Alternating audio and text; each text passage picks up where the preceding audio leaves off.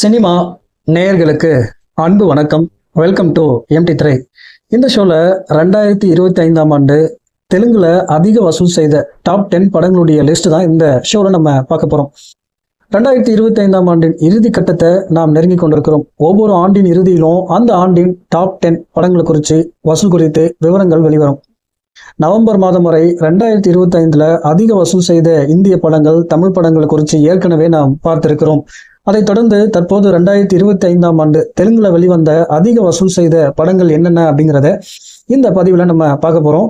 2025ல் இது வரைக்கும், அதாவது நவம்பர் 21 வரைக்கும் தெலுங்குல வெளிவந்த திரைப்படங்களில் அதிக வசூல் செய்து டாப் 10 இடங்களை பெற்ற படங்கள் என்னென்ன அப்படிங்கிறத நம்ம பார்க்கலாம் வாங்க.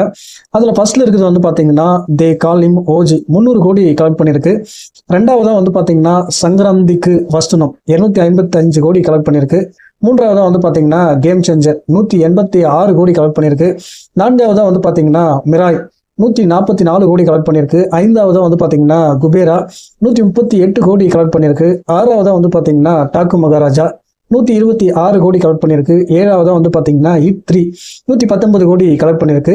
எட்டாவதாக வந்து பார்த்தீங்கன்னா ஹரிஹர வீரமல்லு 116 கோடி கலெக்ட் பண்ணியிருக்கு. ஒன்பதாவதாக வந்து பார்த்தீங்கன்னா கந்தாரா சாப்டர் 1 100 கோடிக்கு மேலே கலெக்ட் பண்ணியிருக்கு. பத்தாவதாக வந்து பார்த்தீங்கன்னா தண்டல் 90 கோடி கலெக்ட் பண்ணியிருக்கு. ஓகே கைஸ், அடுத்த ஷோவில் நான் உங்களை சந்திக்கிறேன். நன்றி, வணக்கம்.